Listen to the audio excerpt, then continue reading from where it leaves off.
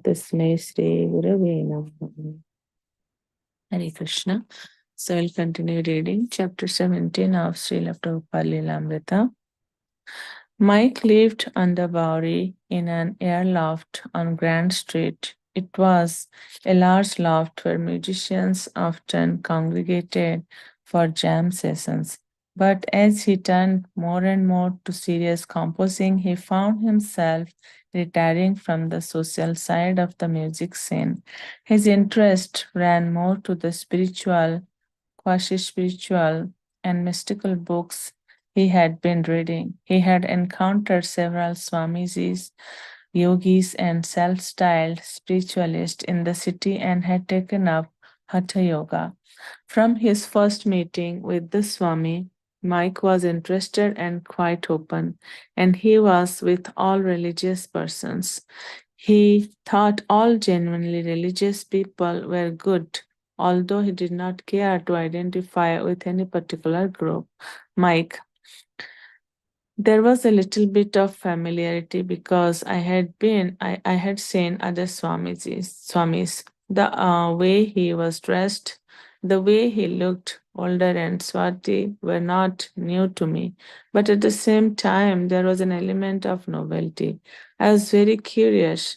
I did not hear him talk when I first came in. He was just chanting, but mainly I was waiting to hear what he was going to say. I had already heard people chant before. I thought, why else would he put himself in such a place without any comforts, unless the message he is trying to get across is more important than his own comfort? I think the thing that struck me the most was the poverty that was all around him. This was curious because the places that I had been before had been just the opposite, very opulent. There was a Vedanta center in Upper Manhattan and others. They were filled with staid older men with their leather chairs and pipe tobacco. That kind of environment. But this was real poverty. The whole thing was curious.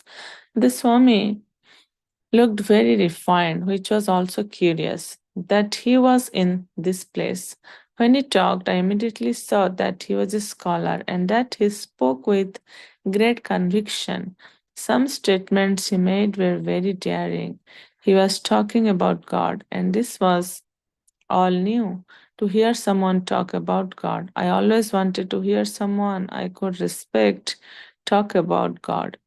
I always like to hear religious speakers, but I measured them very carefully. When he spoke, I began to think, well, here is someone talking about God who may really have some realization of God. He was the first one I had come across who might be a person of God, who could feel really deeply. Prabhupada is lecturing. Sri Krishna is just trying to place Arjuna on the platform of working in pure consciousness. We have already discussed for so many days that we are not this dull body, but we are consciousness. Somehow or other, we are in contact with matter. Therefore, freedom is checked. Attendance is better now than it had been uptown. The loft offers a large space. In fact, the platform where Prabhupada sits nearly equals the area of his entire office cubicle on 72nd Street. The dingy loft with its unpainted rafters in is more like an old warehouse than a temple. The members of his audience, most of them musicians, have come to meditate on the mystical sounds of the Swami's Kirtan.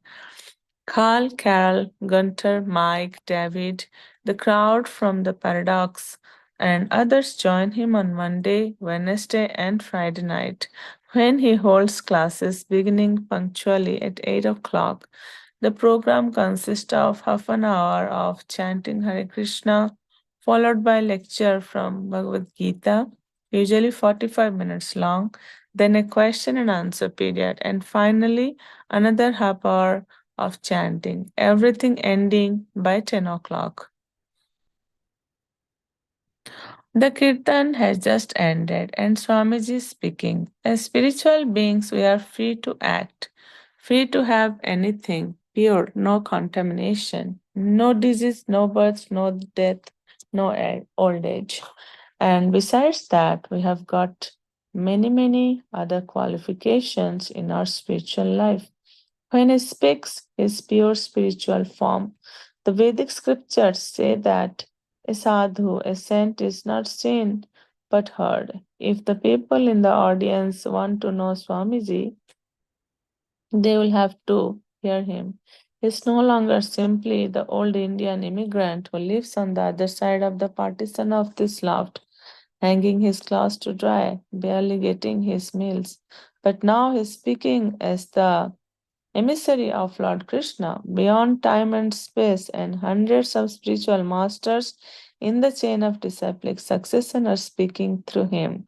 He has entered amid New York's Bohemians in 1966, saying that 1966 is temporary and illusory, that he is eternal and they are eternal. This was the meaning of the Kirtan, and now he is explaining it philosophically, advocating a total change in consciousness, yet knowing that they can't take it all. He urges them to take whatever they can. You will be glad to hear that this process of spiritual realization, once begun, guarantees one to have his next life as a human being. Once Karma Yoga is begun, it will continue. It doesn't matter. Even if one fails to complete the course, still he is not loser. He is not loser. Now, if someone begins this yoga of self realization, but unfortunately cannot prosecute this task in a nice way, if he falls down from the path, still there is encouragement that you are not a loser. You will be given a chance next life, and the next life is not ordinary next life. And for one who is successful, oh, what to speak of him? The successful goes back to Godhead. So we are holding this class, and although you have multifarious duties, you come here thrice a week and try to understand, and this will not go in vain. Even if you stop coming here, that impression will never go. I tell you, the impression will never go if you do some practical work.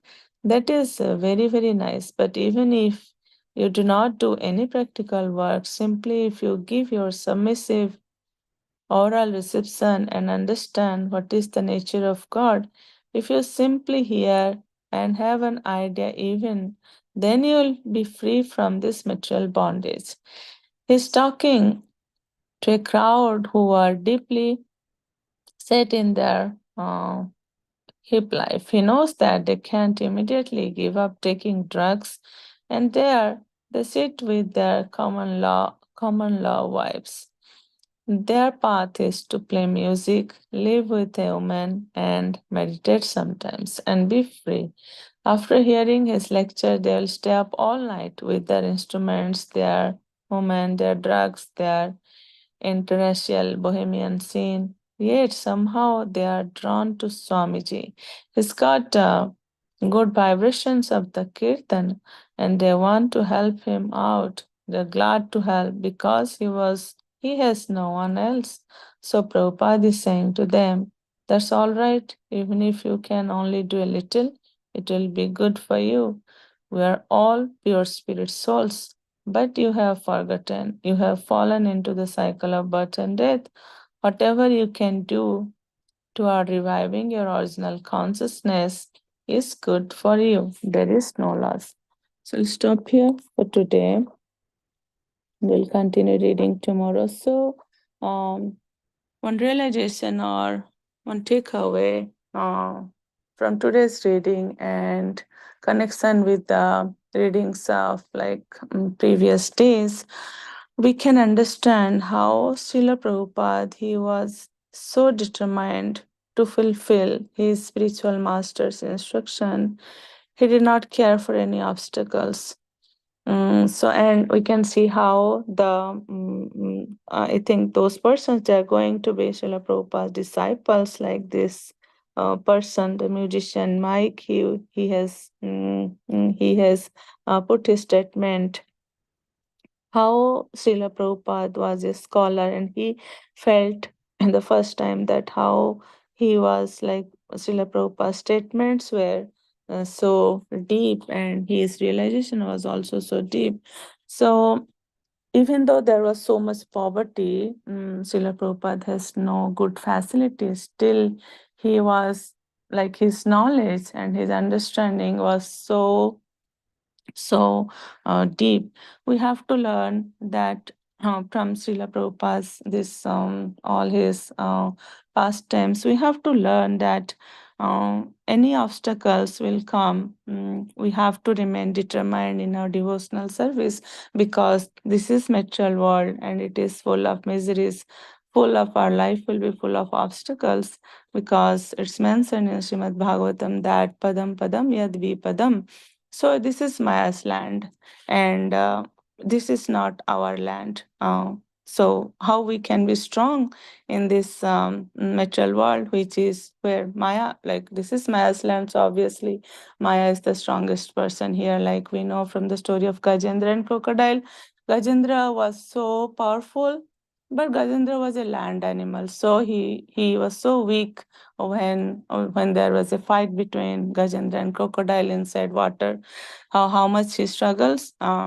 He was not able to defeat crocodile, so he surrendered himself fully to Lord Vishnu.